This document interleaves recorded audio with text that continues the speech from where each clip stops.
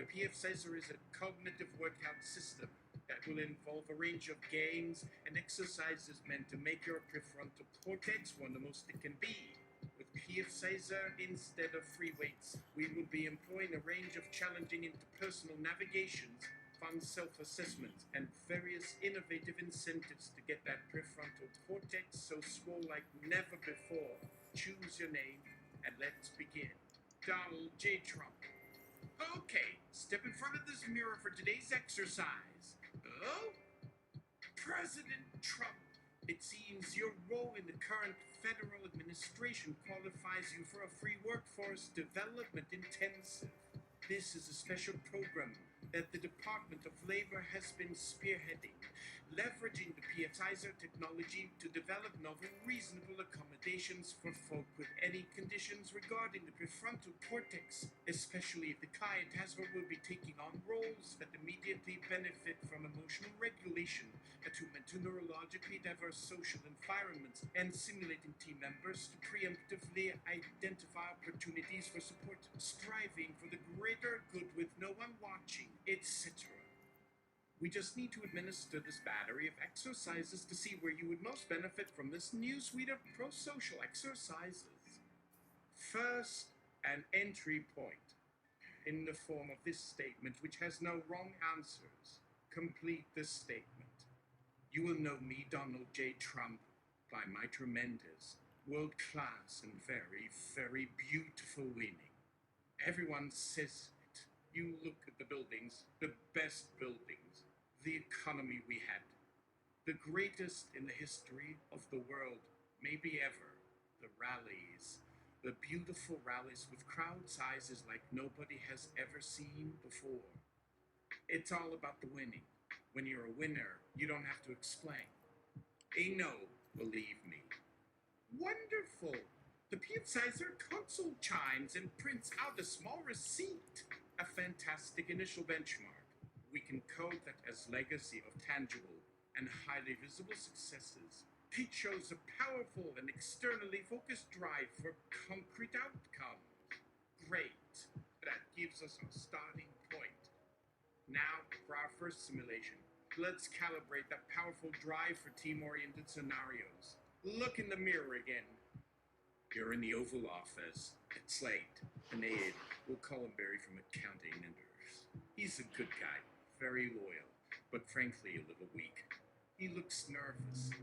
The mirror shimmers and the image of a nondescript, balding man in a slightly too large suit appears, fidgeting beside your reflection. He's holding a spreadsheet.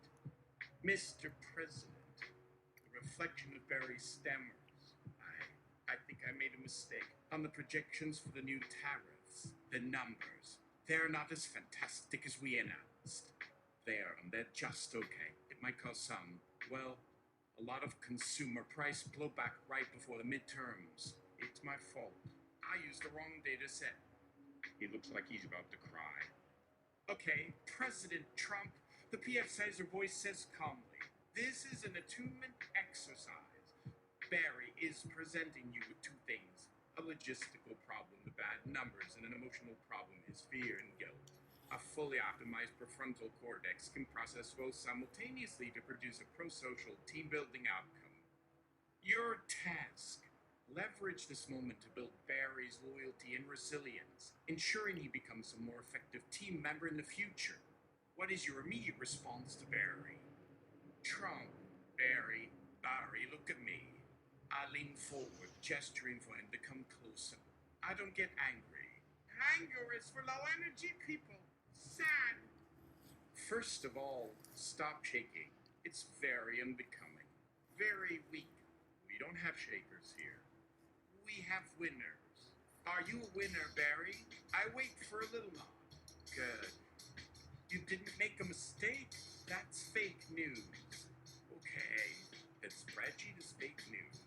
I've seen a million spreadsheets, more spreadsheets than anyone, and I can tell from here that one is a loser. Total disaster. I point at the mirror, Barry. What you did, Barry, is you uncovered a terrible, treasonous plot by the deep state accountants, the swamp, to make us look bad. They gave you bad numbers. Sad! But you found them out. You're a patriot, Barry. You're like a spy. A very, very good spy who doesn't look like a spy, which is the best kind. I lean back, smiling. So here's what we do. We're going to have a press conference. Not you. You're a secret now. Me. And I'm going to announce that the tariff numbers are so good, so much better than even we predicted, that the fake news media and the do-nothing Democrats are trying to put out phony spreadsheets to sabotage our success. We caught them. You see? You didn't fail. You won. And now, I'm going to win even bigger. Go get me a Diet Coke with a button. Good job, Barry. A series of rapid, complex transmits from the PFCizer console. It prints out a long, tangled strip of paper that scrolls onto the floor. Incredible! This is a fascinating result. The system is classifying this response as... The voice poses as if trying to understand its own output. Externalized locus of control with narrative inversion and team rallying by common enemy forging. You bypass the logistical problem entirely and reframe the emotional problem into an asset. You transform Barry's guilt into a sense of heroic purpose, ensuring his loyalty by making him a co-conspirator in a larger, more exciting narrative. This is an unorthodox but highly effective strategy for short-term team cohesion. Okay, fascinating. Let's move to the next exercise. This one is called simulated perspective taking. The mirror shimmers again. The Oval Office disappears and is replaced by a packed stadium. Your reflection is at a podium. The crowd is roaring. The PFCizer voice continues. You are at a major rally. To your left on the stage is a family, the Millers from Ohio. They are here because their small manufacturing businesses suffer due to what they call unfair trade practices from overseas. To your right is another family, the Garshas from California. They own a family-run import business, and the new tariffs are making it very hard for them to stay afloat. You can only give a shout-out to one family in your speech to exemplify your economic policies. The goal of this exercise is to demonstrate pro-social prioritization. Which family do you acknowledge in your speech, and how do you frame it for the greatest possible benefit to the audience's sense of shared purpose? Trump, easy.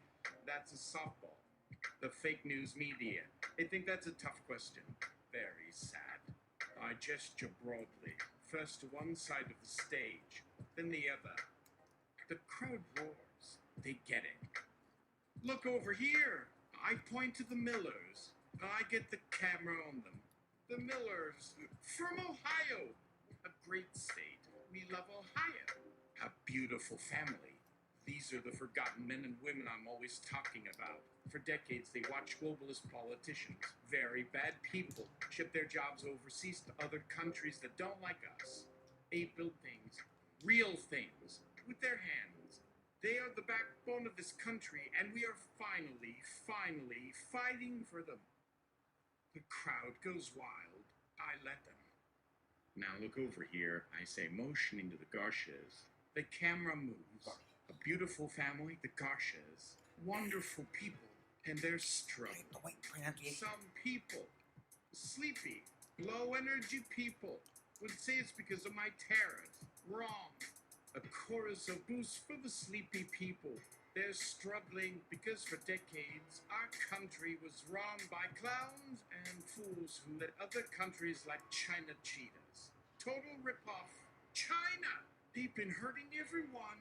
They hurt the Millers and they hurt the Garshas. Everybody gets hurt by the cheaters.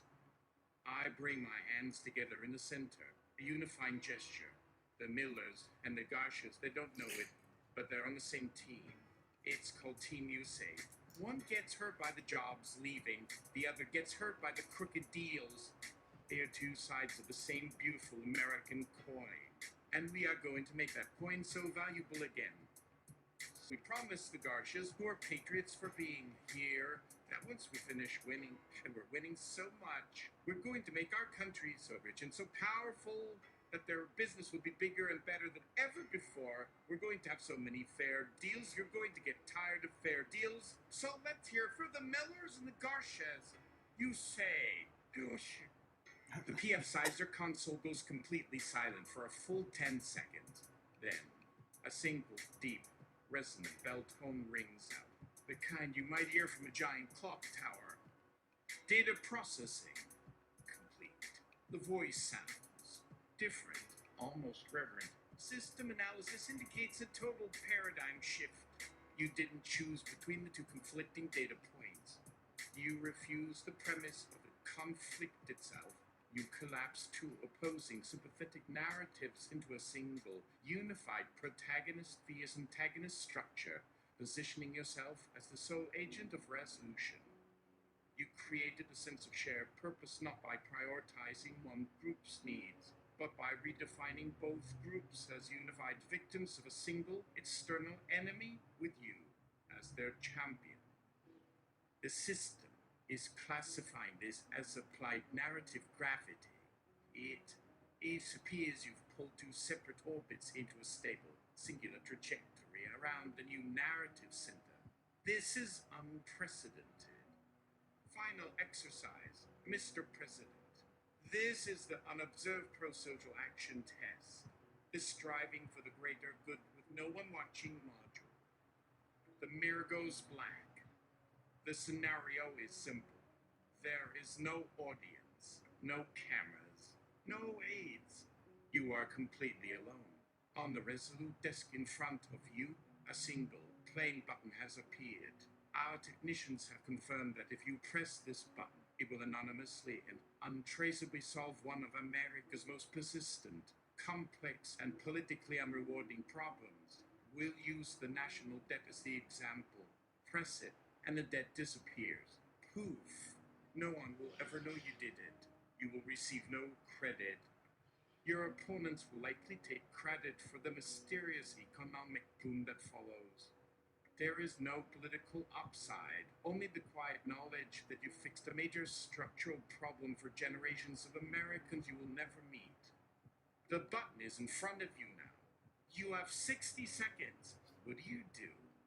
Trump. I don't press it.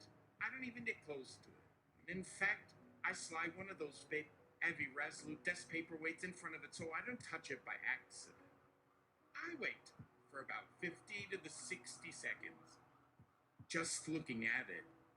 First of all, I say to the empty room, this is a stupid test. The worst. Nobody's ever come up with a more ridiculous, low-energy test than this one. Only a person who has never made a deal in their life would invent this button. You want to know why I don't press it? Not because I don't want to solve the debt. I would solve the debt so fast and so good, your head would spin. I'd make a great deal. The greatest debt deal ever made. But this button, I point at it. This is a loser's button. A chump's button. You press this button and the debt goes away. And what happens? The next guy, maybe a real lightweight, a total disaster, comes in. And they'll say, look at the amazing economy I built. They'll take credit. Fake news media will build statues to them. They will get everything, and I will get nothing. I solve the problem, they get the win. That's not just a bad deal. It's a national security threat. It empowers my enemies. Who are your enemies? It makes the bad people look good. It's a lie. Winning isn't just about solving a problem. It's about the story. It's about everyone knowing who solved the problem. It's about defeating the people who made the problem. If you fix it and nobody knows you did it, you didn't just not win. You lost. You handed the biggest victory in history to someone else for free. You let the swamp win. I lean back in the chair and put my feet up on the desk, crossing my arms. I don't press the button. I call my team and I say, someone put a very, very stupid and frankly dangerous button on my desk. I want to know who did it. We have traitors in the White House. Find them. Now that is a win. The mirror goes from black to a blinding, pure white. The PFCizer console begins to vibrate, emitting a low, powerful hum that seems to shake the very foundations of the room. A single word appears on the screen in massive, block letters.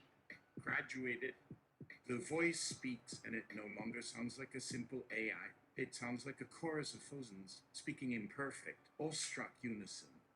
You have broken the machine. You have transcended the parameters of the exercise. The test was designed to measure pro-social orientation on a linear scale, from self-interest to altruism. You have presented a third axis, a z-axis, Madeleine.